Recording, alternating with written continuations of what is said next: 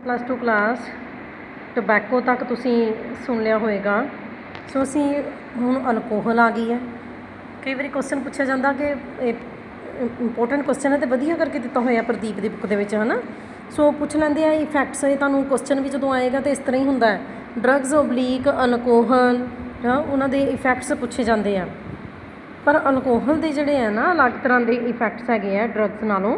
ਇਹ ਤੁਸੀਂ ਕੁਐਸਚਨ ਨੂੰ ਉਦੋਂ ਦੇਖਿਓ, ਹੈ ਨਾ। ਸੋ ਇਥਾਈਲ ਅਲਕੋਹਲ ਜਿਹੜੀ ਹੈ ਫਾਰਮੂਲਾ ਤੁਹਾਨੂੰ ਕੈਮਿਸਟਰੀ ਦੇ ਵਿੱਚ ਵੀ ਤੁਸੀਂ ਪੜ੍ਹਦੇ ਹੋਣੇ, C2H5OH, ਹੈ ਨਾ, ਠੀਕ ਹੈ। ਸੋ ਲਿਕੁਇਡ ਫੋਰਮ ਦੇ ਵਿੱਚ ਹੈ, ਫਲੇਮੇਬਲ ਹੈ, ਅੱਗ ਲੱਗ ਸਕਦੀ ਹੈ ਇਹਨੂੰ, ਕਲਰਲੈਸ ਲਿਕੁਇਡ ਹੁੰਦੀ ਹੈ ਅਲਕੋਹਲ ਜਿਹੜੀ ਹੈ ਨਾ, ਠੀਕ ਹੈ। ਸੋ ਇਹਦਾ ਪੈਨੀਟ੍ਰੇਟਿੰਗ ਆਰਡਰ ਦਾ ਮਤਲਬ ਖੁਸ਼ਬੂ ਜਿਹੜੀ ਇਸ ਤਰੀਕੇ ਨਾਲ ਵੀ ਅੰਦਰ ਤੱਕ ਚਲੀ ਜਾਂਦੀ ਹੈ।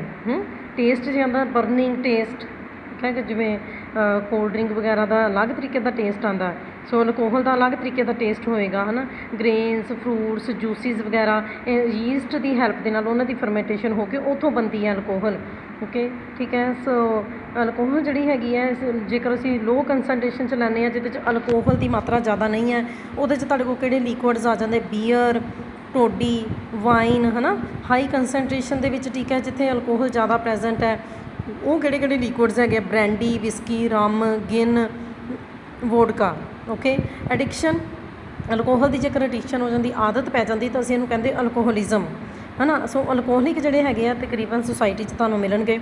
ਇਨਟੋਕਸੀਕੇਸ਼ਨ ਕਰ ਦਿੰਦੀ ਹੈ, ਟੌਕਸਿਨਸ ਪ੍ਰੋਡਿਊਸ ਕਰਦੀ ਹੈ ਬੋਡੀ ਦੇ ਅੰਦਰ, ਸੋ ਨੈਚੁਰਲੀ ਫਿਰ ਪੋਇਜ਼ਨ ਦਾ ਕੰਮ ਕਰੇਗੀ ਸ਼ੁਰੂ ਦੇ ਵਿੱਚ, ਠੀਕ ਹੈ। ਸੋ ਹਲਕੀ ਡੋਜ਼ ਦੇ ਨਾਲ ਪਰਸਨ ਜਿਹੜਾ ਹੈਗਾ ਸ਼ੁਰੂ ਕਰਦਾ, ਬਾਅਦ ਵਿੱਚ ਉਹਦੀ ਆਦਤ ਪੈ ਜਾਂਦੀ ਹੈ, ਛੱਡਣਾ ਔਖਾ ਹੋ ਜਾਂਦਾ ਅਲਕੋਹਲ ਨੂੰ, ਹੈ ਨਾ। ਅਲਕੋਹਲਿਕ ਦਾ ਕਿਸ ਤਰੀਕੇ ਨਾਲ ਪਤਾ ਲੱਗ ਜਾਂਦਾ, ਤੁਸੀਂ ਕਈ ਵਾਰ ਦੇਖਿਆ ਹੋਣਾ ਕਿ ਕੁਛ ਜਗ੍ਹਾ ਦੇ ਉੱਤੇ ਪੁਲਿਸ ਵੀ ਸ਼ਾਮ ਦੇ ਟਾਈਮ ਦੇ ਉੱਤੇ ਰੋਕਦੀ ਹੈ, ਤਾਂ ਅਲਕੋਹਲਿਕ ਟੈਸਟ ਕੀਤਾ ਜਾਂਦਾ ਸਾਹ ਤੋਂ, ਠੀਕ ਹੈ। ਸੋ ਬਰੀਦਿੰਗ ਦੇਖੀ ਜਾਂਦੀ ਵੀ ਉਹਦੇ 'ਚ ਅਲਕੋਹਲ ਆ ਰਹੀ ਕਿ ਨਹੀਂ, ਹੈ ਨਾ। ਸੋ ਕਿਉਂ ਪੀਂਦੇ ਆ ਲੋਕ ਜਿਹੜੀ ਹੈਗੀ ਅਲਕੋਹਲ, ਕਿਉਂ ਪੀਣਾ ਸ਼ੁਰੂ ਕਰ ਦਿੰਦੇ, ਕਈ ਵਾਰੀ ਸੋਸ਼ਲ ਪ੍ਰੈਸ਼ਰ ਹੁੰਦਾ ਹੈ ਨਾ ਸੁਸਾਇਟੀ ਦੇ ਵਿੱਚ ਹੀ, ਠੀਕ ਹੈ। ਸੋ ਇਕੱਠੇ ਜਦੋਂ ਬੈਠ ਜਾਂਦੇ ਆ ਤਾਂ ਫਿਰ ਪੀਣਾ ਸ਼ੁਰੂ ਕਰ ਦਿੰਦੇ ਆ। ਐਕਸਾਈਟਮੈਂਟ ਹੁੰਦੀ ਕਈਆਂ ਨੂੰ, ਹੁੰਦਾ ਵੀ ਚਲੋ ਪੀ ਕੇ ਦੇਖੀਏ ਤਾਂ ਸਹੀ, ਹੈ ਨਾ। ਕਈ ਇੰਡੀਪੈਂਡੈਂਟ ਹੋਣਾ ਚਾਹੁੰਦੇ ਆ ਪੀ ਕੇ, ਕਈਆਂ ਨੂੰ ਟੇਸਟ ਬਹੁਤ ਅੱਛਾ ਲੱਗਦਾ, ਆਪਣੀਆਂ ਜ਼ਿੰਮੇਵਾਰੀਆਂ ਤੋਂ ਕਈ ਭੱਜਦੇ ਆ, ਉਹਦੇ ਕਰਕੇ ਵੀ ਉਹ ਪੀਣਾ ਸ਼ੁਰੂ ਕਰ ਦਿੰਦੇ। ਕਈ ਡਿਸਅਪੁਆਇੰਟ ਹੋ ਜਾਂਦੇ ਆ ਜ਼ਿੰਦਗੀ ਦੇ ਵਿੱਚ ਫੇਲੂਅਰ ਹੋਣ ਦੇ ਕਰਕੇ, ਹੈ ਨਾ, ਠੀਕ। ਸੋ ਇਸ ਤਰੀਕੇ ਦੇ ਨਾਲ ਹਾਂ, ਕਈ ਹੈ ਕਿ ਵੀ ਉਹਨਾਂ ਦੀ ਲਾਈਫ ਬੜੀ ਹਾਰਡ ਹੈ ਜੀ, ਮਤਲਬ ਕਾਫੀ ਜ਼ਿਆਦਾ ਕੰਮ ਕਰਨਾ ਪੈ ਰਿਹਾ ਪੂਰਾ ਦਿਨ, ਇਸ ਕਰਕੇ ਵੀ ਉਹ ਪੀਣਾ ਚਾਹ ਰਹੇ ਆ ਡੇਲੀ ਲਾਈਫ ਦੇ ਵਿੱਚ। ਅਲਕੋਹਲ ਜਦੋਂ ਕੋਈ ਪਰਸਨ ਪੀਂਦਾ ਹੈ ਤਾਂ ਐਕਚੁਅਲੀ ਇਹਦੇ ਵਿੱਚ ਹੁੰਦਾ ਕੀ ਹੈ, ਅਲਕੋਹਲ ਬੜੀ ਜਲਦੀ ਸਟਮਕ ਦੇ ਵਿੱਚ ਜਾ ਕੇ ਐਬਜ਼ੋਰਬ ਹੋ ਜਾਂਦੀ ਹੈ, ਸਮਾਲ ਇੰਟਸਟਾਈਨ ਦੇ ਉੱਪਰ ਵਾਲੇ ਪਾਰਟ ਦੇ ਵਿੱਚ ਵੀ ਬੜੀ ਜਲਦੀ ਐਬਜ਼ੋਰਬ ਹੋ ਜਾਂਦੀ ਹੈ, ਕੁਛ ਹੀ ਮਿੰਟਸ ਦੇ ਵਿੱਚ ਇਹ ਪੂਰੀ ਬੋਡੀ ਦੇ ਟਿਸ਼ੂਜ਼ ਦੇ ਕੋਲ ਪਹੁੰਚ ਜਾਂਦੀ ਹੈ। ਉੱਥੇ ਕੀ ਹੈ ਕਿ ਇਹਦੀ ਆਕਸੀਡੇਸ਼ਨ ਹੋਣੀ ਸ਼ੁਰੂ ਹੋ ਜਾਂਦੀ ਹੈ, ਹੈ ਨਾ। ਆਕਸੀਜਨ ਦੇ ਨਾਲ ਰਿਐਕਟ ਕਰਕੇ ਇਹਦੀ ਆਕਸੀਡੇਸ਼ਨ ਸ਼ੁਰੂ ਹੋ ਜਾਂਦੀ ਹੈ ਅਤੇ ਬਹੁਤ ਸਾਰੀ ਹੀਟ ਪ੍ਰੋਡਿਊਸ ਹੁੰਦੀ ਹੈ। ਹੀਟ ਜਿਹੜੀ ਆ ਬੋਡੀ ਨੂੰ ਤਾਂ ਚਾਹੀਦੀ ਨਹੀਂ ਹੈ ਨਾ। ਸੋ ਬਲੱਡ ਕੀ ਕਰਦਾ, ਉਸ ਹੀਟ ਨੂੰ ਸਕਿਨ ਦੇ ਉੱਪਰ ਲੈ ਆਉਂਦਾ। ਤੁਸੀਂ ਕਦੀ ਦੇਖਿਆ, ਮੈਨੂੰ ਨਹੀਂ ਪਤਾ ਕਿ ਡਰੰਕ ਪਰਸਨ ਤੁਸੀਂ ਦੇਖਿਆ ਕਿ ਨਹੀਂ, ਉਹ ਲਾਲ ਹੋ ਜਾਂਦਾ ਉਹਦਾ ਫੇਸ, ਤਾਂ ਇੱਦਾਂ ਲੱਗਦਾ ਕਿ ਵੀ ਉਹ ਗਰਮ ਹੋ ਗਿਆ, ਬਹੁਤ ਜ਼ਿਆਦਾ ਗਰਮੀ ਦਾ ਇੰਪਰੈਸ਼ਨ ਆਉਂਦਾ। ਪਰ ਐਕਚੁਅਲੀ ਦੇ ਵਿੱਚ ਕੀ ਹੈ ਕਿ ਅਲਕੋਹਲ ਦੀ ਆਕਸੀਡੇਸ਼ਨ ਤੋਂ ਹੀਟ ਪ੍ਰੋਡਿਊਸ ਹੋਈ ਸੀ, ਉਹਦੀ ਬੋਡੀ 'ਚ ਤਾਂ ਲੋੜ ਨਹੀਂ ਹੈ, ਸੋ ਸਕਿਨ ਦੇ ਕੋਲ ਲੈ ਗਿਆ ਬਲੱਡ ਜਿਹੜਾ ਸੀਗਾ, ਹੈ ਨਾ। ਇਸੇ ਤਰੀਕੇ ਦੇ ਨਾਲ ਫਿਰ ਬਲੱਡ ਸਪਲਾਈ ਜਿਹੜੀ ਅੰਦਰ ਵਾਲੇ ਔਰਗਨਸ 'ਚ ਘੱਟ ਜਾਂਦੀ ਹੈ, ਕਿਉਂਕਿ ਬਲੱਡ ਇਹ ਕੰਮ ਕਰਨਾ ਸ਼ੁਰੂ ਹੋ ਗਿਆ ਵੀ ਉਹ ਹੀਟ ਲੈ ਕੇ ਜਾ ਰਿਹਾ ਸਕਿਨ ਦੇ ਕੋਲ, ਅਤੇ ਅਦਰ ਔਰਗਨਸ ਦਾ ਟੈਂਪਰੇਚਰ ਘਟਣਾ ਸ਼ੁਰੂ ਹੋ ਜਾਂਦਾ, ਹੈ ਨਾ, ਠੀਕ ਹੈ। ਸੋ ਇਸ ਐਨਰਜੀ ਦੀ ਜ਼ਰੂਰਤ ਤਾਂ ਪੈਂਦੀ ਨਹੀਂ, ਰੈਦਰ ਜਿਹੜਾ ਤੁਸੀਂ ਫੂਡ ਖਾਧਾ ਹੋਏਗਾ ਨਾ, ਸ਼ਰਾਬੀ ਬੰਦੇ ਨੇ ਫੂਡ ਜੋ ਖਾਧਾ ਹੋਇਆ, ਉਹ ਵੀ ਉਹਦੀ ਐਨਰਜੀ ਵੀ ਇਸ ਪਾਸੇ ਲੱਗ ਜਾਂਦੀ ਹੈ ਕਿ ਬੋਡੀ 'ਚ ਜਿਹੜੀ ਇੰਨੀ ਹੀਟ ਪ੍ਰੋਡਿਊਸ ਹੋ ਗਈ ਹੈ, ਠੀਕ ਹੈ। ਸੋ ਉਹਦਾ ਹੁਣ ਕੀ ਕੀਤਾ ਜਾਏ, ਸਮਝਦੇ ਪਏ ਹੋ ਨਾ। ਅਲਕੋਹਲ ਜਿਹੜੀ ਹੈਗੀ ਹੈ, ਠੀਕ ਹੈ, ਕਹਿੰਦਾ ਸਟੀਮੂਲੈਂਟ ਹੈ ਕਿ ਡਿਪਰੈਸੈਂਟ ਹੈ। ਅਸੀਂ ਤਾਂ ਦੇਖਾਂਗੇ ਵੀ ਹਾਂ ਵੀ ਸ਼ਰਾਬੀ ਪਰਸਨ ਜਿਹੜਾ ਹੈਗਾ ਉਹ ਬੋਲਣਾ ਸ਼ੁਰੂ ਹੋ ਜਾਂਦਾ, ਹੈ ਨਾ। ਕਈ ਵਾਰੀ ਕਿ ਕੁਛ ਪਰਸਨ ਜਿਹੜੇ ਹੈਗੇ ਆ ਜੇ ਰੋਂਦੇ ਆ ਤਾਂ ਰੋਣਾ ਸ਼ੁਰੂ ਹੋ ਜਾਂਦੇ ਆ, ਉਹਨਾਂ ਨੂੰ ਫੀਲਿੰਗਸ ਜਿਹੜੀਆਂ, ਕਹਿੰਦੇ ਸ਼ਰਾਬੀ ਬੰਦਾ ਜਿਹੜਾ ਹੈਗਾ ਸੱਚ ਬੋਲਦਾ, ਉਹਨੂੰ ਗੱਲਾਂ ਯਾਦ ਆ ਜਾਂਦੀਆਂ ਪੁਰਾਣੀਆਂ। ਪਰ ਇਹ ਸਟੀਮੂਲੈਂਟ ਨਹੀਂ ਹੈ, ਇਹ ਸਟੀਮੂਲੇਟ ਨਹੀਂ ਕਰ ਰਿਹਾ, ਇਹ ਡਿਪਰੈਸੈਂਟ ਹੈ, ਡਿਪਰੈਸ ਕਰਦਾ ਪਿਆ। ਇਹਦੇ 'ਚ ਹੁਣ ਇਸ ਟੌਪਿਕ ਜਾਂ ਅੱਗੇ ਜਿਹੜੇ ਆਉਣੇ, ਇਹ ਕੁਛ ਟਰਮਸ ਹੈ, ਇਹਨਾਂ ਨੂੰ ਤੁਸੀਂ ਹਮੇਸ਼ਾ ਯਾਦ ਰੱਖਣਾ, ਤੁਹਾਨੂੰ ਬਾਰ ਆਉਣਾ ਕਿ ਇਹ ਵਾਲਾ ਡਰੱਗਸ ਜੀ ਸੀਡੇਟਿਵ ਹੈ, ਐਨਲਜੈਸਿਕ ਹੈ, ਐਨਾਸਥੈਟਿਕ ਹੈ ਨਾ। ਇਹ ਅਸਰ ਹੈ ਡਰੱਗਸ ਦੇ ਜਾਂ ਫਿਰ ਅਲਕੋਹਲ ਦੇ, ਹੈ ਨਾ। ਜਿਵੇਂ ਕਿ ਸੀਡੇਟਿਵ ਕਿਹੜੇ ਹੁੰਦੇ ਆ, ਸੋ ਇਹ ਉਹ ਡਰੱਗਸ ਹੁੰਦੇ ਆ, ਠੀਕ ਹੈ, ਉਹ ਏਜੰਟਸ ਹੁੰਦੇ ਆ ਜਿਹੜੇ ਕਿ ਤੁਹਾਡੀ ਫੰਕਸ਼ਨਲ ਐਕਟੀਵਿਟੀ ਨੂੰ ਘਟਾ ਦੇਣਗੇ। ਕੀ ਕਰੇਗਾ ਸ਼ਰਾਬੀ ਬੰਦਾ, ਕੋਈ ਕੰਮ ਨਹੀਂ ਕਰ ਸਕਦਾ। ਫਿਰ ਐਨਲਜੈਸਿਕ ਹੁੰਦੇ ਆ, ਠੀਕ ਹੈ, ਜਿਹੜੇ ਕਿ ਤੁਹਾਨੂੰ ਪੇਨ ਤੋਂ ਰਿਲੀਫ ਦਿਵਾਉਂਦੇ ਆ, ਹੈ ਨਾ। ਡਰਿੰਕ ਕਰਕੇ ਪਰਸਨ ਨੂੰ ਪਤਾ ਹੀ ਨਹੀਂ ਹੋਏਗਾ, ਕੋਈ ਚੋਟ ਵੀ ਲੱਗੀ ਹੈ ਤਾਂ ਉਹਨੂੰ ਕੋਈ ਪੇਨ ਵਾਲੀ ਫੀਲਿੰਗ ਨਹੀਂ ਆਉਣੀ, ਐਨਾਸਥੈਟਿਕ ਜਿਹੜੇ ਹੈਗੇ ਆ, ਠੀਕ ਹੈ, ਲੋਸ ਆਫ ਸੈਂਸੇਸ਼ਨ, ਹੈ ਨਾ, ਠੀਕ ਹੈ। ਸੋ ਕੁਛ ਵੀ ਹੋ ਰਿਹਾ ਉਹਦੇ ਨਾਲ ਉਹਨੂੰ ਨਹੀਂ ਪਤਾ ਲੱਗੇਗਾ। ਸੋ ਇਹ ਟਰਮਸ ਤੁਸੀਂ ਯਾਦ ਰੱਖਣੀਆਂ, ਸੀਡੇਟਿਵ, ਐਨਾਲਜੈਸਿਕ ਅਤੇ ਐਨਾਸਥੈਟਿਕ। ਓਕੇ, ਨੈਚੁਰਲੀ ਬੋਡੀ ਦੇ ਟਿਸ਼ੂਜ਼ ਦੀ ਐਫੀਸ਼ੀਐਂਸੀ ਜਿਹੜੀ ਘਟ ਜਾਏਗੀ ਨਹੀਂ, ਠੀਕ ਹੈ ਨਾ। ਸੋ ਉਹਦੇ ਅੰਦਰ ਇੱਦਾਂ ਦੀ ਫੀਲਿੰਗ, ਬੁਰੇ ਜਿਹੜੇ ਖਿਆਲ ਜਿਹੜੇ ਹੈਗੇ ਆ ਉਹ ਵੀ ਉਹਦੇ ਅੰਦਰ ਆ ਸਕਦੇ ਆ। ਅਲਕੋਹਲ ਦੇ ਬਹੁਤ ਸਾਰੇ ਇਫੈਕਟਸ ਹੈ। ਪਹਿਲਾਂ ਇਕੱਲੇ ਇੰਡੀਵਿਜੂਅਲ ਦੇ ਉੱਤੇ ਬਹੁਤ ਸਾਰੇ ਇਫੈਕਟਸ ਹੈ, ਉਹਦੇ ਨਰਵਸ ਸਿਸਟਮ ਦੇ ਉੱਤੇ ਬਹੁਤ ਸਾਰਾ ਇਫੈਕਟ ਹੈਗਾ, ਹੈ ਨਾ, ਠੀਕ ਹੈ। ਸੋ ਉਹਦੇ ਫੰਕਸ਼ਨਸ ਜਿਵੇਂ ਕਿ ਓਰੀਐਂਟੇਸ਼ਨ, ਕੋਆਰਡੀਨੇਟ ਨਹੀਂ ਕਰ ਪਾਏਗਾ, ਜਜਮੈਂਟ ਨਹੀਂ ਕਰ ਪਾਏਗਾ, ਉਹਦੀ ਮੈਮਰੀ ਜਿਹੜੀ ਹੈਗੀ ਹੈ, ਠੀਕ ਹੈ, ਉਹਦੇ 'ਤੇ ਬਹੁਤ ਜ਼ਿਆਦਾ ਅਸਰ ਪਏਗਾ। ਪਹਿਲਾਂ ਤਾਂ ਬ੍ਰੇਨ ਦਾ ਜਿਹੜਾ ਪਾਰਟ ਹੈ ਸੈਰੀਬਰਮ, ਠੀਕ ਹੈ, ਉਹਦੇ ਉੱਤੇ ਅਸਰ ਕਰਦੀ ਹੈ। ਜਜਮੈਂਟ ਨਹੀਂ ਸਹੀ ਹੋ ਪਾਉਂਦੀ, ਕੰਟਰੋਲ ਨਹੀਂ ਰਹਿੰਦਾ ਪਰਸਨ ਦਾ ਆਪਣੇ ਆਪ ਦੇ ਉੱਤੇ, ਹੈ ਨਾ। ਟੈਨਸ਼ਨ ਤਾਂ ਉਹਦੀ ਖਤਮ ਹੋ ਹੀ ਜਾਂਦੀ ਹੈ ਨਾ, ਉਹਨੂੰ ਬੜਾ ਹਲਕਾ ਮਹਿਸੂਸ ਹੁੰਦਾ, ਠੀਕ। ਸੋ ਫਿਰ ਅਲਕੋਹਲ ਦੇ ਇਫੈਕਟ ਜਿਹੜੇ ਆ, ਠੀਕ ਹੈ। ਸੋ ਇਮੋਸ਼ਨਲ ਕੰਟਰੋਲ ਜਿਹੜਾ ਹੈਗਾ ਉਹ ਨਹੀਂ ਰਹਿੰਦਾ, ਉਹਦੇ ਇਮੋਸ਼ਨਸ ਦੇ ਉੱਤੇ ਕੰਟਰੋਲ, ਜਿੱਦਾਂ ਮੈਂ ਤੁਹਾਨੂੰ ਪਹਿਲੇ ਹੀ ਦੱਸਿਆ ਕਿ ਵਾਰੀ ਪਰਸਨ ਹੱਸਣ ਲੱਗਦਾ ਤਾਂ ਹੱਸੀ ਜਾਏਗਾ, ਰੋਣ ਲੱਗਦਾ ਹੈ ਤਾਂ ਰੋਈ ਜਾਏਗਾ, ਹੈ ਨਾ, ਠੀਕ ਹੈ। ਸੋ ਉਹਨੂੰ ਜੇਕਰ ਕਾਰ ਡਰਾਈਵਿੰਗ ਕਰ ਰਿਹਾ ਤਾਂ ਉਹਨੂੰ ਵਿਜ਼ਨ ਜਿਹੜਾ ਹੈਗਾ ਡਬਲ ਵਿਜ਼ਨ ਨਜ਼ਰ ਆਏਗਾ, ਐਕਸੀਡੈਂਟ ਹੋਣ ਦੇ ਚਾਂਸਿਸ ਹੈ। ਸੈਰੀਬਲਮ, ਜੇਕਰ ਬ੍ਰੇਨ ਦਾ ਇਹ ਵਾਲਾ ਪਾਰਟ ਇਫੈਕਟ ਕਰਦੀ ਹੈ ਤਾਂ ਅਲਕੋਹਲ ਮਸਲਸ ਦੀ ਆਪਸ ਦੇ ਵਿੱਚ ਕੋਆਰਡੀਨੇਸ਼ਨ ਨਹੀਂ ਰਹੇਗੀ। ਸੋ ਇਹ ਜੋ ਟਰਮਸ ਮੈਂ ਅੰਡਰਲਾਈਨ ਵੀ ਕੀਤੀਆਂ ਹੋਈਆਂ, ਡਿਜ਼ੀ, ਕਲੰਪਸੀ, ਸਟ੍ਰੈਗਰਿੰਗ ਗੇਟ, ਇਹਨਾਂ ਦਾ ਸਾਰਿਆਂ ਦਾ ਮੀਨਿੰਗ ਬੱਚੇ ਮਿਲਦਾ ਜੁਲਦਾ ਹੀ ਹੈ ਕਿ ਇੱਦਾਂ ਦੇ ਪਰਸਨ ਜਿਹੜੇ ਹੈਗੇ ਆ ਉਹਨਾਂ ਨੂੰ ਧੁੰਦਲਾ ਨਜ਼ਰ ਆਏਗੀ, ਹਰ ਇੱਕ ਚੀਜ਼, ਹੈ ਨਾ, ਸਾਫ਼ ਨਜ਼ਰ ਨਹੀਂ ਆਏਗੀ, ਠੀਕ ਹੈ। ਸੋ ਉਹਨਾਂ ਦਾ ਬੈਲੈਂਸ ਨਹੀਂ ਬਣੇਗਾ, ਤੁਰਦੇ ਤੁਰਦੇ ਵੀ ਜਿਵੇਂ ਡਿੱਗਦੇ ਢਹਿੰਦੇ ਜਿਹਨੂੰ ਕਹਿੰਦੇ ਆ, ਹੈ ਨਾ, ਠੀਕ ਹੈ, ਪੂਰੀ ਤਰ੍ਹਾਂ ਨਹੀਂ ਡਿੱਗੇਗਾ ਪਰ ਇੱਦਾਂ ਡਿੱਗਦਾ ਢਹਿੰਦਾ ਪਰਸਨ ਤੁਰਿਆ ਹੋਏਗਾ, ਹੈ ਨਾ। ਜੀਭ ਦੇ ਮਸਲਸ ਵੀ ਸਹੀ ਤਰੀਕੇ ਦੇ ਨਾਲ ਕੰਮ ਨਹੀਂ ਕਰਨਗੇ, ਜਿਹਦੇ ਕਰਕੇ ਕਿ ਪਰਸਨ ਜਿਹੜਾ ਬੋਲ ਵੀ ਨਹੀਂ ਪਾਏਗਾ, ਪਤਾ ਲੱਗ ਜਾਂਦਾ ਵੀ ਬੰਦਾ ਜਿਹੜਾ ਹੈਗਾ ਉਹਨੇ ਡਰਿੰਕ ਕੀਤੀ ਹੋਈ ਹੈ ਨਾ। ਫਿਰ ਹੌਲੀ ਹੌਲੀ ਕੀ ਹੈ, ਕਹਿੰਦੇ ਕਿ ਟਿਸ਼ੂ ਫਲੂਇਡਸ ਦੇ ਵਿੱਚ ਫਿਰ ਆਕਸੀਡੇਸ਼ਨ ਰੁਕ ਜਾਂਦੀ ਹੈ, ਹੋ ਨਹੀਂ ਪਾਉਂਦੀ ਬੋਡੀ ਦੇ ਅੰਦਰ ਅਲਕੋਹਲ ਦੀ, ਤਾਂ ਟਿਸ਼ੂ ਫਲੂਇਡਸ ਇਕੱਠਾ ਹੋਣਾ ਸ਼ੁਰੂ ਹੋ ਜਾਂਦੀ ਹੈ ਨਾ, ਠੀਕ ਹੈ। ਸੋ ਜਿਹਦੇ ਕਰਕੇ ਕਿ ਪਰਸਨ ਨੂੰ ਇੰਨੀ ਕੁ ਜ਼ਿਆਦਾ ਆਦਤ ਪੈ ਜਾਂਦੀ ਹੈ ਕਿ ਅਲਕੋਹਲ ਨੂੰ ਛਡਾਉਣਾ ਬਹੁਤ ਜ਼ਿਆਦਾ ਮੁਸ਼ਕਿਲ ਹੋ ਜਾਂਦਾ। ਕਰੋਨਿਕ ਅਲਕੋਹਲਿਕ ਦੇ ਕੇਸਿਸ ਦੇ ਵਿੱਚ ਤਾਂ ਨਰਵ ਸੈਲਸ ਦੇ ਜਿਹੜਾ ਸਟਰਕਚਰ ਹੈ ਐਗਜ਼ੋਨ, ਠੀਕ ਹੈ ਨਾ, ਸੋ ਉਹ ਵੀ ਇਨਫਲੇਮਡ ਹੋ ਜਾਂਦੀ ਹੈ, ਉਹਦਾ ਵੀ ਨੁਕਸਾਨ ਹੋ ਜਾਂਦਾ। ਇਹਨੂੰ ਕਹਿੰਦੇ ਨਿਊਰਾਈਟਿਸ, ਠੀਕ ਹੈ, ਪਰਮਾਨੈਂਟਲੀ ਡੈਮੇਜ ਹੋ ਜਾਂਦੀ ਹੈ। ਬਲੱਡ ਦੀ ਜਿਹੜੀ ਸ਼ੂਗਰ ਲੈਵਲ ਹੈ ਉਹ ਘਟਣਾ ਸ਼ੁਰੂ ਹੋ ਜਾਂਦਾ। ਸੋ ਇਹ ਦੇਖੋ, ਇਹ ਸੀ ਤੁਹਾਡੇ ਨਰਵਸ ਸਿਸਟਮ ਦੇ ਉੱਤੇ ਇਫੈਕਟ, ਠੀਕ ਹੈ। ਅੱਗੇ ਤੁਹਾਡੇ ਕੋਲ ਆ ਗਿਆ ਸਟਮਕ ਦੇ ਉੱਤੇ ਇਫੈਕਟ। ਲੋ ਕੰਸਨਟ੍ਰੇਸ਼ਨ ਦੇ ਵਿੱਚ ਤਾਂ ਜੇਕਰ ਲਈ ਹੈ ਤਾਂ ਚਲੋ ਗੈਸਟ੍ਰਿਕ ਜੂਸ ਪ੍ਰੋਡਿਊਸ ਹੁੰਦੇ ਰਹਿਣਗੇ, ਹੈ ਨਾ, ਗੈਸਟ੍ਰਿਕ ਗਲੈਂਡਸ ਦੇ ਦੁਆਰਾ। ਪਰ ਜੇਕਰ ਤੁਸੀਂ ਹਾਈ ਕੰਸਨਟ੍ਰੇਸ਼ਨ ਦੇ ਵਿੱਚ ਲਈ ਹੈ ਨਾ, ਪੇਨਫੁਲ ਇਨਫਲਾਮੇਸ਼ਨ ਹੋ ਜਾਏਗੀ ਸਟਮਕ ਦੀ ਲਾਈਨਿੰਗ ਦੀ, ਜਿਹਨੂੰ ਅਸੀਂ ਕੀ ਕਹਿੰਦੇ ਹਾਂ, ਬਹੁਤ ਜ਼ਿਆਦਾ ਦਰਦ ਪੈਦਾ ਹੋ ਜਾਏਗੀ, ਇਹਨੂੰ ਅਸੀਂ ਕੀ ਕਹਿੰਦੇ, ਗੈਸਟ੍ਰਿਸਟਸ। ਓਕੇ, ਲੀਵਰ ਦੇ ਉੱਤੇ ਇਫੈਕਟ, ਹੈ ਨਾ, ਅਲਕੋਹਲ ਲੀਵਰ ਨੂੰ ਬਹੁਤ ਜ਼ਿਆਦਾ ਇਫੈਕਟ ਕਰਦੀ ਹੈ, ਠੀਕ ਹੈ। ਸੋ ਕੀ ਹੈ ਕਿ ਲੀਵਰ ਦੇ ਅੰਦਰ ਅਲਕੋਹਲ ਜਿਹੜੀ ਹੈਗੀ ਹੈ ਉਹ ਟੌਕਸਿਕ ਸਬਸਟਾਂਸ ਐਸੀਟੈਲਡੀਹਾਈਡ ਦੇ ਵਿੱਚ ਕਨਵਰਟ ਹੋ ਜਾਂਦੀ ਹੈ, ਠੀਕ ਹੈ। ਲੀਵਰ ਫੈਟਸ ਸਿੰਥੇਸਾਈਜ਼ ਕਰਨਾ ਸ਼ੁਰੂ ਕਰ ਦਿੰਦਾ। ਉੱਦਾਂ ਤਾਂ ਉੱਥੇ ਗਲਾਈਕੋਜਨ ਬਣਨਾ ਹੁੰਦਾ, ਤੁਹਾਨੂੰ ਪਤਾ ਲੀਵਰ ਸਟੋਰ ਹਾਊਸ ਹੈ ਗਲਾਈਕੋਜਨ ਦਾ, ਹੈ ਨਾ, ਸਟਰਕਚਰਲ ਪ੍ਰੋਟੀਨਸ ਬਣੀਆਂ ਹੁੰਦੀਆਂ, ਪਰ ਲਿਪਿਡਸ ਫਾਰਮੇਸ਼ਨ, ਫੈਟਸ ਫਾਰਮੇਸ਼ਨ ਬਹੁਤ ਜ਼ਿਆਦਾ ਹੋਣੀ ਸ਼ੁਰੂ ਹੋ ਜਾਂਦੀ ਹੈ ਨਾ, ਜਿਹਦੇ ਕਰਕੇ ਫੈਟੀ ਲੀਵਰ ਸਿੰਡਰੋਮ ਆਉਣਾ ਸ਼ੁਰੂ ਹੋ ਜਾਂਦਾ। ਲੀਵਰ ਦੀ ਹਾਰਡਨੈਸ ਹੋ ਜਾਂਦੀ, ਲੀਵਰ ਦੀ ਡਰਾਈ ਅਪ ਹੋ ਜਾਂਦਾ, ਠੀਕ ਹੈ। ਸੋ ਉਹਦੇ ਦੇ ਅੰਦਰ ਜਿੰਨੇ ਵੀ ਸੌਫਟ ਟਿਸ਼ੂ ਹੈ ਸਾਰੇ ਫਾਈਬਰਸ ਟਿਸ਼ੂ ਬਣ ਜਾਂਦੇ, ਇਹਨੂੰ ਸਿਰਕੋਸਿਸ ਵੀ ਕਹਿੰਦੇ ਆ। ਹਾਰਡਨੈਸ ਹੋ ਜਾਂਦੀ ਲੀਵਰ ਦੀ। ਹਾਰਟ ਉੱਤੇ ਇਫੈਕਟ ਨੈਚੁਰਲੀ ਬੱਚੇ, ਹੁਣ ਹੀਟ ਮੈਂ ਤੁਹਾਨੂੰ ਪਹਿਲਾਂ ਹੀ ਦੱਸਿਆ ਬਹੁਤ ਜ਼ਿਆਦਾ ਪ੍ਰੋਡਿਊਸ ਹੋਈ ਹੈ, ਇਸ ਕਰਕੇ ਬਲੱਡ ਵੈਸਲਸ ਜਿਹੜੇ ਹੈਗੇ ਬੋਡੀ ਦੇ ਅੰਦਰ ਉਹ ਡਾਇਲੇਟ ਕਰ ਜਾਣਗੇ, ਹੈ ਨਾ, ਲਗਾਤਾਰ ਡਾਇਲੇਸ਼ਨ ਹੋਣ ਦੇ ਕਰਕੇ, ਠੀਕ ਹੈ। ਸੋ ਆਰਟਰੀਜ਼ ਜਿਹੜੀਆਂ ਉਹਦੀਆਂ ਦੀਆਂ ਵਾਲਸ ਬਹੁਤ ਜ਼ਿਆਦਾ ਰਿਜਿਡ, ਬ੍ਰਿਟਲ ਹੋ ਜਾਣਗੀਆਂ, ਨੈਚੁਰਲੀ ਹਾਰਟ ਦੀ ਵਰਕਿੰਗ 'ਚ ਫਰਕ ਪਏਗਾ।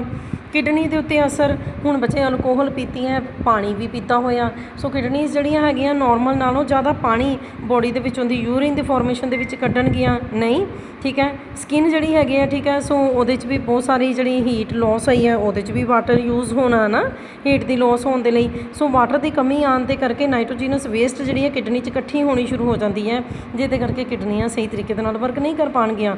ਇਮਿਊਨਿਟੀ, ਨੈਚੁਰਲੀ ਸ਼ਰਾਬੀ ਬੰਦਾ ਜੋ ਹੈਗਾ, ਠੀਕ ਹੈ, ਸੋ ਆਪਣੀ ਡਾਈਟ ਦਾ ਧਿਆਨ ਨਹੀਂ ਰੱਖੇਗਾ, ਠੀਕ ਹੈ ਨਾ, ਸੋ ਉਹਦੀ ਇਮਿਊਨਿਟੀ ਘਟੇਗੀ। ਬੱਚਿਆਂ ਦੇ ਉੱਤੇ ਕੀ ਅਸਰ ਪਏਗਾ, ਬੇਬੀਜ਼ ਦੇ ਉੱਤੇ, ਹੈ ਨਾ, ਠੀਕ ਹੈ। ਜੇਕਰ ਮਦਰ ਅਲਕੋਹਲਿਕ ਹੈਗੀ, ਬੱਚੇ ਅੰਡਰਵੇਟ, ਅਨਹੈਲਦੀ ਪੈਦਾ ਹੋਣਗੇ। ਇਹ ਸੀ 7 ਤੁਹਾਡੇ ਕੋਲ ਇਫੈਕਟਸ। ਇੰਡੀਵਿਜੂਅਲ ਦੇ ਉੱਤੇ ਕੀ ਪੈ ਰਿਹਾ, ਹੁਣ ਉਹਦੀ ਫੈਮਿਲੀ ਦੇ ਉੱਤੇ ਕੀ ਇਫੈਕਟ ਪੈ ਰਿਹਾ। ਨੈਚੁਰਲੀ ਬੱਚੇ ਪੈਸੇ ਚਾਹੀਦੇ ਆ, ਹੈ ਨਾ, ਠੀਕ ਹੈ। ਸੋ ਉਹ ਆਪਣੇ ਬੱਚਿਆਂ ਦੀਆਂ ਜ਼ਰੂਰਤਾਂ ਨੂੰ ਮਾਰ ਕੇ, ਪਰਸਨ ਆਪਣੀ ਫੈਮਿਲੀ ਦੀਆਂ ਜ਼ਰੂਰਤਾਂ ਨੂੰ ਮਾਰ ਕੇ, ਠੀਕ ਹੈ, ਸੋ ਉਹ ਡਰਿੰਕ ਕਰ ਰਿਹਾ ਤਾਂ ਫੈਮਿਲੀ ਦੇ ਵਿੱਚ ਲੜਾਈ ਝਗੜਾ ਹੋਏਗਾ, ਡਾਈਵੋਰਸ ਤੱਕ ਹੋ ਜਾਣਗੇ, ਨਹੀਂ, ਫਰਸਟ੍ਰੇਸ਼ਨ ਰਹੇਗੀ ਘਰਾਂ ਦੇ ਵਿੱਚ। ਸੁਸਾਇਟੀ ਦੇ ਉੱਤੇ ਕੀ ਅਸਰ ਪੈ ਰਿਹਾ ਅਲਕੋਹਲਿਜ਼ਮ ਦਾ, ਹੈ ਨਾ, ਠੀਕ ਹੈ। ਨੈਚੁਰਲੀ ਫਿਰ ਪਰਸਨ ਨੇ ਡਰਿੰਕ ਕੀਤੀ ਹੋਈ ਆ, ਕੋਈ ਕ੍ਰਾਈਮ ਕਰ ਸਕਦਾ ਹੈ ਨਾ, ਠੀਕ ਹੈ। ਸੋ ਐਕਸੀਡੈਂਟ ਜਿਹੜੇ ਹੈਗੇ ਕਰ ਸਕਦੇ, ਉਹਦੇ 'ਚ ਆਪਣਾ ਨੁਕਸਾਨ ਤਾਂ ਹੋਣਾ ਹੀ ਹੈ, ਦੂਸਰੇ ਪਰਸਨਸ ਦਾ ਵੀ ਨੁਕਸਾਨ ਹੋਣਾ ਹੀ ਹੈ ਨਾ। ਵਾਇਲੈਂਸ ਕਰ ਸਕਦੇ ਆ, ਸ਼ਰਾਬੀ ਬੰਦੇ ਨੂੰ ਨਹੀਂ ਪਤਾ ਕਿ ਉਹ ਕੀ ਕਰ ਰਿਹਾ, ਠੀਕ ਹੈ। ਸੋ ਡਰਿੰਕਿੰਗ ਐਂਡ ਡਰਾਈਵਿੰਗ ਦੇ ਵਿੱਚ ਵੀ ਫਿਰ ਉਹੀ ਆ ਜਾਂਦਾ, ਕੋਆਰਡੀਨੇਸ਼ਨ ਨਹੀਂ ਰਹੇਗੀ, ਲਿੰਬਸ ਲੱਤਾਂ ਦੇ ਬਾਹਾਂ ਦੇ ਮਸਲਸ ਦੀ ਆਪਸ 'ਚ ਕੋਆਰਡੀਨੇਸ਼ਨ ਨਹੀਂ ਰਹੇਗੀ, ਜਜਮੈਂਟ ਸਹੀ ਨਹੀਂ ਹੋ ਪਾਏਗੀ ਉਹਨਾਂ ਨੂੰ ਡਿਸਟੈਂਸ ਦੀ, ਠੀਕ ਹੈ, ਕਿਉਂਕਿ ਉਹਨੂੰ ਬਲਰਡ ਵਿਜ਼ਨ ਨਜ਼ਰ ਆਏਗਾ, ਉਹਦਾ ਬਿਹੇਵੀਅਰ ਪਰਸਨ ਦਾ ਬਦਲ ਜਾਏਗਾ, ਠੀਕ ਹੈ। ਸੋ ਇਸ ਤਰੀਕੇ ਦੇ ਨਾਲ ਅਲਕੋਹਲ, ਠੀਕ ਹੈ, ਜਿਹਦੇ ਪਰਸਨ ਨੂੰ ਇਫੈਕਟ ਕਰਦੀ ਹੈ ਉਹ ਸੁਸਾਇਟੀ ਨੂੰ, ਫੈਮਿਲੀ ਨੂੰ ਵੀ ਇਫੈਕਟ ਕਰ ਰਹੀ ਹੈ। ਅੱਗੇ ਬੱਚੇ ਤੁਹਾਡੇ ਕੋਲ ਟੌਪਿਕ ਸ਼ੁਰੂ ਹੋ ਜਾਣਾ ਡਰੱਗਸ ਦਾ। ਡਰੱਗਸ ਤਾਂ ਵੈਸੇ ਜੇਕਰ ਦੇਖਿਆ ਜਾਵੇ ਉਹ ਸਬਸਟੈਂਸ ਹੁੰਦੇ ਹੈ ਜਿਹੜੇ ਕਿ ਅਸੀਂ ਕਿਸੇ ਡਿਜ਼ੀਜ਼ ਤੋਂ ਬਚਣ ਦੇ ਲਈ, ਕੋਈ ਤੁਹਾਡੀ ਬੋਡੀ 'ਚ ਪ੍ਰੋਬਲਮ ਆਈ ਹੈ ਉਹਦੇ ਤੋਂ ਬਚਣ ਦੇ ਲਈ ਅਸੀਂ ਯੂਜ਼ ਕੀਤੇ ਆ, ਹੈ ਨਾ। ਪਰ ਕੁਝ ਕੈਮੀਕਲਸ ਜਿਹੜੇ ਹੈਗੇ ਆ, ਠੀਕ ਹੈ, ਸੋ ਆਲਟਰ ਕਰ ਦਿੰਦੇ ਬੋਡੀ ਦੀ ਫੰਕਸ਼ਨਸ ਨੂੰ, ਹੈ ਨਾ, ਠੀਕ ਹੈ। ਸੋ ਡਰੱਗਸ ਜਿਹੜੇ ਹੈ ਉਹਨੂੰ ਅਸੀਂ ਮੈਡੀਸਨ ਵੀ ਕਹਿੰਦੇ ਹਾਂ, ਥੈਰੇਪੈਟਿਕ ਏਜੰਟਸ ਵੀ ਕਹਿੰਦੇ ਹਾਂ। ਪਰ ਫਿਰ ਇਹਨਾਂ ਦੀ ਐਡਿਕਸ਼ਨ ਕਿਉਂ ਹੋ ਜਾਂਦੀ ਹੈ? ਪਰ ਜੇਕਰ ਅਸੀਂ ਬਾਰ-ਬਾਰ ਉਹਨਾਂ ਡਰੱਗਸ ਨੂੰ ਸਾਨੂੰ ਲੈਣ ਦੀ ਆਦਤ ਪੈ ਜਾਂਦੀ ਹੈ, ਠੀਕ ਹੈ ਨਾ, ਤਾਂ ਸਾਨੂੰ ਉਹਨਾਂ ਦੀ ਐਡਿਕਸ਼ਨ ਹੋ ਜਾਂਦੀ ਹੈ, ਠੀਕ ਹੈ। ਸੋ ਫਿਰ ਇੱਕ ਪਰਸਨ, ਠੀਕ ਹੈ, ਜਿਹੜਾ ਕਿ ਡਰੱਗਸ ਨੂੰ ਬਾਰ-ਬਾਰ ਲੈਂਦਾ, ਠੀਕ ਹੈ, ਸੋ ਹਾਰਮਫੁਲ ਹੈ ਉਹਦੇ ਲਈ ਉਹ ਡਰੱਗਸ, ਉਹਨੂੰ ਅਸੀਂ ਕੀ ਕਹਿ ਦਿੰਦੇ ਹਾਂ, ਐਡਿਕਟ ਪ੍ਰੋਸੈਸ ਨੂੰ ਅਸੀਂ ਕੀ ਕਹਿ ਦਿੰਦੇ ਹਾਂ, ਐਡਿਕਸ਼ਨ, ਹੈ ਨਾ। ਯੂਜ਼ ਐਂਡ ਅਬਿਊਜ਼ ਉਹ ਤਾਂ ਹੈ ਹੀ ਹੈ ਵੀ ਜੇਕਰ ਅਸੀਂ ਡਰੱਗਸ ਨੂੰ ਮੈਡੀਸਨ ਦੇ ਪਰਸਨ ਤੋਂ ਲਏ, ਪਰਪਸ ਤੋਂ ਲਏ ਹੈ ਵੀ ਹਾਂ ਦਵਾਈ ਦੇ ਤੌਰ 'ਤੇ ਲਏ ਹੈ, ਫਿਰ ਤਾਂ ਠੀਕ ਹੈ। ਪਰ ਜੇਕਰ ਅਸੀਂ ਉਹਨਾਂ ਨੂੰ ਜ਼ਿਆਦਾ ਹੀ ਯੂਜ਼ ਕਰਨਾ ਸ਼ੁਰੂ ਹੋ ਗਏ ਹਾਂ, ਸਾਡੀ ਬੋਡੀ, ਸਾਡਾ ਦਿਮਾਗ ਉਹਨਾਂ ਦੇ ਉੱਤੇ ਡਿਪੈਂਡੈਂਟ ਹੋ ਗਿਆ, ਉਹਨੂੰ ਅਸੀਂ ਕਹਾਂਗੇ ਅਬਿਊਜ਼, ਠੀਕ ਹੈ। ਅੱਛਾ, ਹੁਣ ਕਿਹੜੇ ਕਾਮਨ ਫੀਚਰਸ ਹੈਗੇ ਆ ਐਡਿਕਟਸ ਜਿਹੜੇ ਹੈਗੇ ਆ, ਠੀਕ ਹੈ, ਸੋ ਉਹਨਾਂ ਦੇ ਵਿੱਚ ਕੀ ਫੀਚਰਸ ਹੈਗੇ ਆ ਵੀ ਉਹ ਡਰੱਗਸ ਅਬਿਊਜ਼ਡ ਹੋ ਚੁੱਕੇ ਹੈ, ਠੀਕ ਹੈ। ਸੋ ਉਹ ਕਿਸੇ ਡਾਕਟਰ ਜਾਂ ਫਿਜ਼ੀਸ਼ੀਅਨ ਦੀ ਪਰਮਿਸ਼ਨ ਤੋਂ ਬਿਨਾਂ ਹੀ ਡਰੱਗਸ ਨੂੰ ਲਈ ਜਾ ਰਹੇ ਹੈ, ਠੀਕ ਹੈ ਨਾ, ਬੜੀ ਤੇਜ਼ੀ ਦੇ ਨਾਲ ਲਈ ਜਾ ਰਹੇ ਹੈਗੇ ਆ, ਉਹਨਾਂ ਦੀ ਆਦਤ ਬਣ ਚੁੱਕੀ ਹੈ ਕੁਛ ਸਬਸਟੈਂਸਿਸ ਨੂੰ ਲੈਣ ਦੀ, ਹੈ ਨਾ। ਇਹਦੇ 'ਚ ਬ੍ਰੇਨ ਬਹੁਤ ਜ਼ਿਆਦਾ ਇਫੈਕਟ ਹੋ ਜਾਂਦਾ, ਉਹਨਾਂ ਦੀ ਕੌਨਸ਼ੀਅਸਨੈਸ ਬਹੁਤ ਇਫੈਕਟ ਹੋਣੀ ਸ਼ੁਰੂ ਹੋ ਜਾਂਦੀ ਹੈ, ਉਹਨਾਂ ਨੂੰ ਥੋੜ੍ਹੀ ਦੇਰ ਦੇ ਲਈ ਤਾਂ ਉਹਨਾਂ ਨੂੰ ਖੁਸ਼ੀ ਮਿਲਦੀ ਹੈ ਨਾ। ਡਰੱਗ ਅਬਿਊਜ਼ਡ ਬਾਈ ਐਡਿਕਟਸ ਜਿਹੜੇ ਆ ਉਹਨਾਂ ਦੇ ਫੀਚਰਸ ਹੈ ਨਾ। ਸੋ ਪਰਸਨ ਜਿਹੜੇ ਆ ਲੁੱਕ ਕੇ ਲੈਣਾ ਸ਼ੁਰੂ ਕਰ ਦਿੰਦੇ, ਉੱਥੋਂ ਪਤਾ ਲੱਗ ਜਾਂਦਾ ਵੀ ਇਹਨੂੰ ਗਲਤ ਆਦਤਾਂ ਪੈ ਰਹੀਆਂ ਨੇ। ਫਿਰ ਉਹੀ ਆ ਗਿਆ ਤੁਹਾਡੇ ਕੋਲ ਡਰੱਗ ਡਿਪੈਂਡੈਂਸ ਆ ਗਿਆ ਕਿ ਪਰਸਨ ਸਰੀਰਕ ਤੌਰ 'ਤੇ ਵੀ, ਮਾਨਸਿਕ ਤੌਰ 'ਤੇ ਵੀ ਡਿਪੈਂਡ ਕਰਨਾ ਸ਼ੁਰੂ ਕਰ ਦਿੰਦਾ ਡਰੱਗਸ ਦੇ ਉੱਤੇ, ਹੈ ਨਾ, ਠੀਕ ਹੈ। ਸਾਨੂੰ ਅਸੀਂ ਡਰੱਗ ਐਡਿਕਸ਼ਨ, ਡਰੱਗ ਹੈਬੀਚੁਏਸ਼ਨ ਵੀ ਕਿਹਾ ਗਿਆ WHO ਦੇ ਦੁਆਰਾ 1964 ਦੇ ਵਿੱਚ।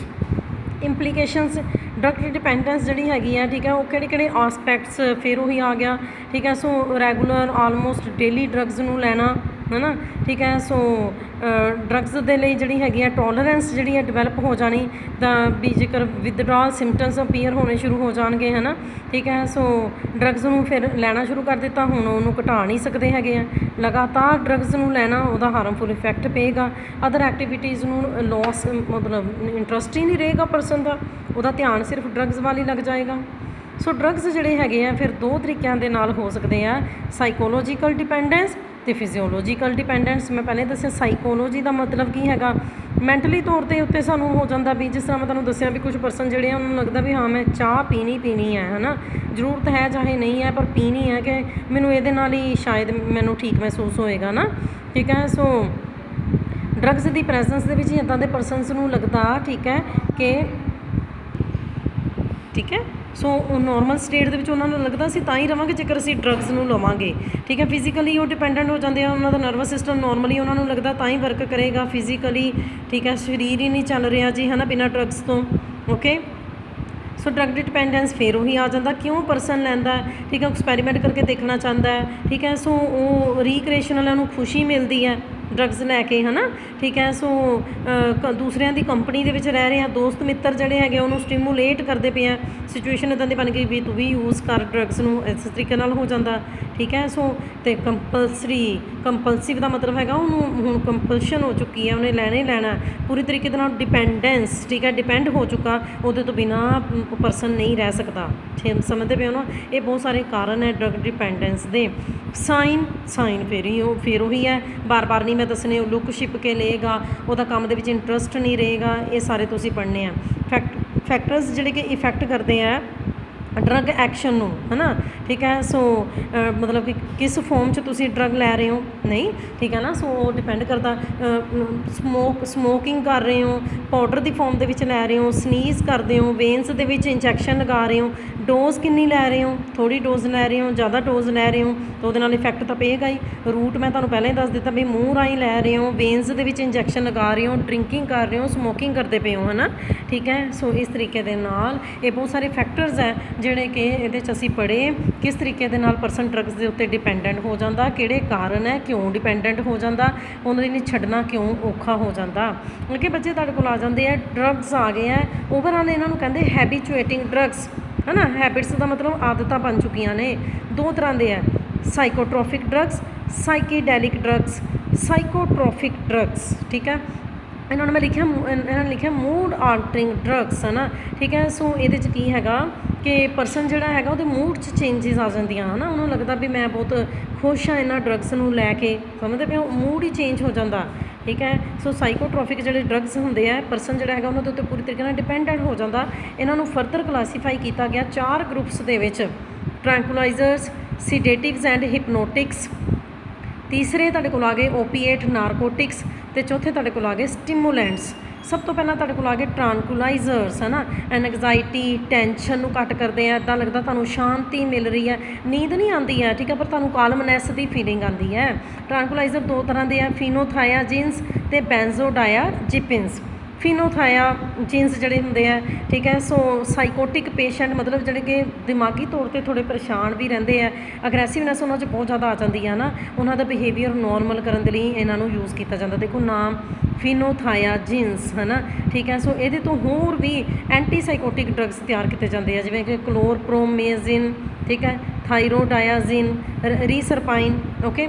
ਦੂਸਰੀ ਟਾਈਪ ਦੇ ਤੁਹਾਡੇ ਕੋਲ ਟ੍ਰਾਂਕੁਲਾਈਜ਼ਰਸ ਆ ਗਏ, ਠੀਕ ਹੈ, ਬੈਂਜ਼ੋਡਾਇਆਜ਼ੇਪਿਨਸ, ਹੈ ਨਾ। ਫਿਰ ਉਹੀ ਐਨਗਜ਼ਾਇਟੀ ਦਾ ਮਤਲਬ ਹੁੰਦਾ ਬੱਚੇ, ਹੁਣ ਜ਼ਿੰਦਗੀ ਦੇ ਵਿੱਚ ਹਰ ਇੱਕ ਦੇ ਥੋੜ੍ਹੀਆਂ ਬਹੁਤੀਆਂ ਟੈਨਸ਼ਨਾਂ ਤਾਂ ਡਿਸਟਰਬੈਂਸ ਤਾਂ ਹੁੰਦੀਆਂ ਹੀ ਆ ਨਾ, ਇਨਸਾਨ ਦੇ ਚੱਲੀਆਂ ਹੀ ਰਹਿੰਦੀਆਂ, ਪਰ ਇਹ ਥੋੜ੍ਹੀ ਕਿ ਵੀ ਅਸੀਂ ਡਰੱਗਸ ਲੈਣਾ ਸ਼ੁਰੂ ਕਰ ਦੇਣਾ ਉਹਨਾਂ ਤੋਂ ਬਚਣ ਦੇ ਲਈ, ਨਹੀਂ, ਠੀਕ ਹੈ। ਸੋ ਡਿਸਟਰਬੈਂਸ ਆਫ ਮਾਈਂਡ ਹੈ, ਰੈਸਟਲੈਸਨੈਸ ਹੈ, ਐਨਗਜ਼ਾਇਟੀ ਜਿਹੜੀ ਹੈਗੀ ਆ, ਹੈ ਨਾ, ਠੀਕ ਹੈ। ਸੋ ਉਹਨਾਂ ਨੂੰ ਮਤਲਬ ਪਰਸਨ ਨੂੰ ਡਰ ਵੀ ਲੱਗਦਾ ਹੈ, ਖਤਰਾ ਮਹਿਸੂਸ ਹੋਣਾ ਸ਼ੁਰੂ ਹੋ ਜਾਂਦਾ। ਇੱਦਾਂ ਦੇ ਜਿਹੜੇ ਪੇਸ਼ੈਂਟਸ ਹੈਗੇ ਆ ਉਹ ਇਹ ਡਰੱਗਸ ਲੈਣਾ ਸ਼ੁਰੂ ਕਰ ਦਿੰਦੇ ਆ ਫਿਰ, ਹੈ ਨਾ। ਸੋ ਟਰੀਟਮੈਂਟ ਦੇ ਵੀ ਹੁਣ ਇੱਦਾਂ ਦੇ ਪੇਸ਼ੈਂਟਸ ਦਾ ਟਰੀਟਮੈਂਟ ਮੈਂ ਤੁਹਾਨੂੰ ਪਹਿਲਾਂ ਹੀ ਦੱਸਿਆ ਕਿ ਮੈਂਟਲੀ ਤੌਰ 'ਤੇ ਪੇਸ਼ੈਂਟ ਠੀਕ ਨਹੀਂ ਹੈ, ਉਹ ਫਿਰ ਇਹ ਵਾਲੇ ਡਰੱਗਸ ਜਿਹੜੇ ਹੈਗੇ ਉਹ ਲੈਣਗੇ, ਸਮਝਦੇ ਪਏ ਹੋ।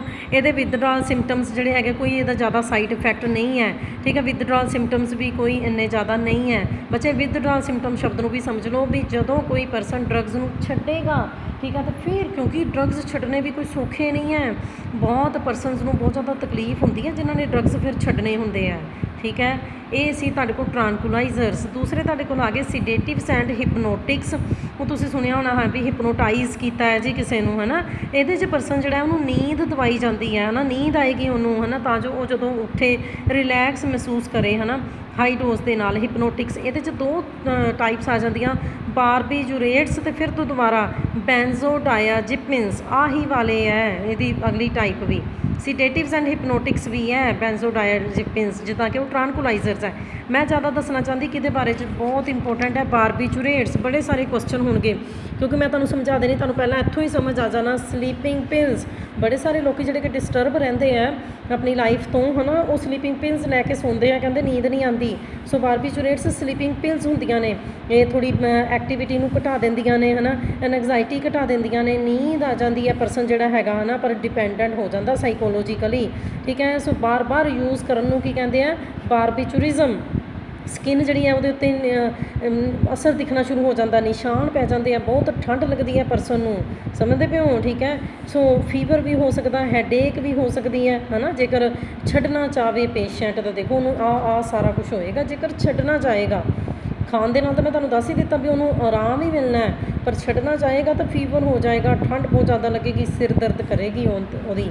ਤੀਸਰੇ ਤੁਹਾਡੇ ਕੋਲ ਆ ਜਾਂਦੇ ਆ ਸਾਈਕੋਟ੍ਰੋਫਿਕ ਡਰੱਗਸ ਦੇ ਵਿੱਚ ਓਪੀਏਟ ਨਾਰਕੋਟਿਕਸ, ਹੈ ਨਾ, ਇਹ ਪੇਨ ਕਿਲਰਸ ਹੁੰਦੇ ਆ, ਠੀਕ ਹੈ। ਸੋ ਓਪੀਅਮ ਪਲਾਂਟ ਆ ਸਾਡੇ ਕਾਲਜ ਦੇ ਵਿੱਚ ਵੀ ਪਹਿਲਾਂ ਲੱਗਾ ਹੁੰਦਾ ਸੀ, ਆਹ ਡੋਡੀ ਲੱਗੀ ਹੁੰਦੀ ਹੈ, ਇਹਦੇ ਵਿੱਚ ਨਸ਼ਾ ਹੁੰਦਾ ਬਹੁਤ ਜ਼ਿਆਦਾ, ਠੀਕ ਹੈ। ਸੋ ਇਹ ਵੀ ਡਰੱਗਸ ਹੈਗੇ, ਪੇਨ ਕਿਲਰਸ ਹੈ ਨਾ। ਫਿਰ ਉਹੀ ਆ ਗਿਆ ਸਿਡੇਟਿਵ ਹੈ। ਸਿਡੇਟਿਵ ਵਰਡ ਦਾ ਮਤਲਬ ਹੁਣ ਮੈਂ ਨਹੀਂ ਦੱਸਣਾ, ਇਹਦਾ ਮੈਂ ਦੱਸਾਂਗੀ ਐਸਟ੍ਰਿੰਜੈਂਟ ਇਫੈਕਟ। ਐਸਟ੍ਰਿੰਜੈਂਟ ਇਫੈਕਟ ਦਾ ਕੀ ਮਤਲਬ ਹੁੰਦਾ, ਇਹ ਡਰੱਗਸ ਕੀ ਕਰਦੇ, ਟਿਸ਼ੂਜ਼ ਦੀ ਬਹੁਤ ਜ਼ਿਆਦਾ ਕੰਟਰੈਕਸ਼ਨ ਕਰ ਦਿੰਦੇ ਆ, ਗਲੈਂਡਸ ਦੀ ਸਕ੍ਰੀਸ਼ਨ ਜਾਂ ਬੋਡੀ ਦੇ ਅੰਦਰ ਹੋਰ ਸਕ੍ਰੀਸ਼ਨਸ ਨੂੰ ਰੋਕ ਦਿੰਦੇ ਆ, ਬਲੀਡਿੰਗ ਨੂੰ ਵੀ ਥੋੜ੍ਹੀ ਦੇਰ ਦੇ ਲਈ ਰੋਕ ਦਿੰਦੇ ਆ। ਬਹੁਤ ਸਾਰੇ ਜਿਹੜੇ ਤੁਹਾਡੇ ਖੰਘ ਦੀਆਂ ਦਵਾਈਆਂ ਹੈ ਨਾ, ਉਹਦੇ ਵਿੱਚ ਓਪੀਏਟ ਨਾਰਕੋਟਿਕਸ ਕਹਿੰਦੇ ਆ ਨਾ, ਖੰਘ ਦੀ ਦਵਾਈ ਪੀਤੀ ਸੀ ਜਾਂ ਕੋਲਡ ਦੀ ਕੋਈ ਦਵਾਈ ਖਾਧੀ ਸੀ ਤਾਂ ਪੀਣ ਵਾਲੀ ਦਵਾਈ ਪੀਤੀ ਸੀ ਹੈ ਨਾ, ਤਾਂ ਉਹਦੇ ਨਾਲ ਕੀ ਹੈ, ਮੈਨੂੰ ਨੀਂਦ ਬਹੁਤ ਆ ਰਹੀ ਹੈ, ਸਮਝਦੇ ਪਿਓ, ਠੀਕ ਹੈ। ਸੋ ਮੈਂ ਤੁਹਾਨੂੰ ਪਹਿਲਾਂ ਹੀ ਦੱਸਿਆ ਬੱਚੇ, ਯੂਜ਼ ਤਾਂ ਇਹਨਾਂ ਸਾਰਿਆਂ ਦਾ, ਠੀਕ ਹੈ ਨਾ। ਸੋ ਨਾ ਓਪੀਏਟਸ ਦਾ ਵੀ, ਸਲੀਪਿੰਗ ਪਿਲਸ ਦੇ ਵਿੱਚ ਜਿਹੜਾ ਬਾਰਬੀਚੂਰੇਟਸ ਹੈ, ਵੈਸੇ ਤਾਂ ਐਜ਼ ਏ ਮੈਡੀਸਨ ਯੂਜ਼ ਹੋ ਰਿਹਾ ਨਾ,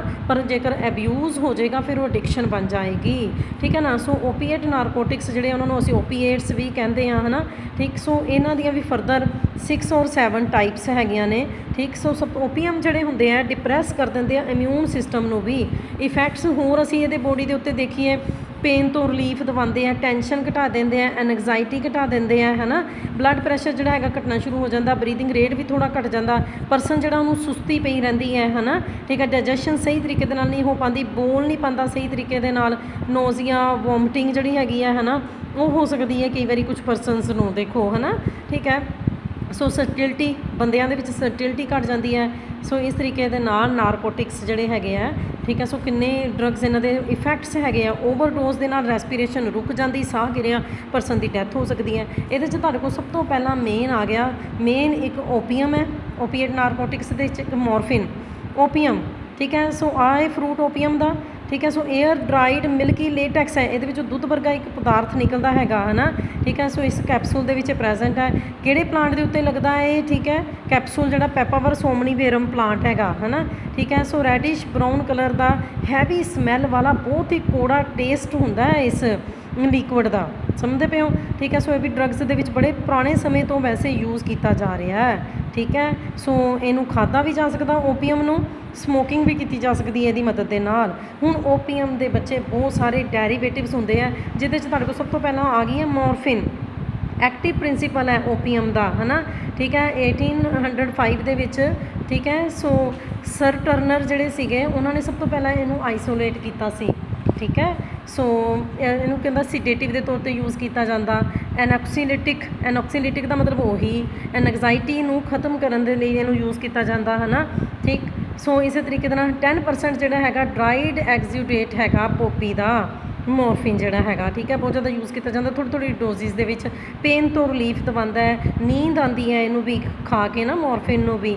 ਇੰਜਰੀ, ਬਰਨਸ, ਫ੍ਰੈਕਚਰਸ, ਸਰਜਰੀਜ਼ ਦੇ ਵਿੱਚ ਇਹਨੂੰ ਦਵਾਈਆਂ ਦੇ ਤੌਰ 'ਤੇ ਯੂਜ਼ ਕੀਤਾ ਜਾਂਦਾ ਨਾ, ਸਰਜਰੀ ਹੋਈ ਹੋਵੇ ਤਾਂ ਕਿੰਨੀ ਤਕਲੀਫ ਹੁੰਦੀ ਹੈ। ਸੋ ਇੱਥੇ ਤੱਕ ਤੁਸੀਂ ਸੁਣਨਾ।